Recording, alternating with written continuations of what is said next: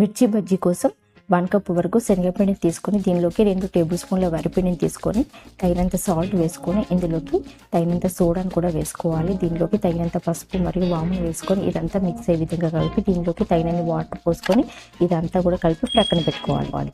ఒక బౌల్ తీసుకొని దానిలోకి ధనియాల పౌడర్ అలాగే జీలకర్ర పౌడర్ వాము పౌడర్ని మూడింటిని వేసుకొని తగినంత సాల్ట్ వేసుకొని చింతపండు రసాన్ని ఇక్కడ మిక్స్ అయ్యే విధంగా కలుపుకొని ప్రక్కన పెట్టుకోవాలి. ఇప్పుడు మిర్చీలన్నీ కూడా ఇలా చూపించిన విధంగా ఘాటు పెట్టుకొని అందులో ఉన్న గింజలన్నీ కూడా తీసేయాలి. ఇలా చూపించిన విధంగా మొత్తం తీసేసిన తర్వాత ముందుగా ప్రిపేర్ చేసి ప్రక్కన పెట్టుకున్న ఆ పేస్ట్ ఉంది కదా అదంతా కూడా ఇందులో అప్లై చేయాలి.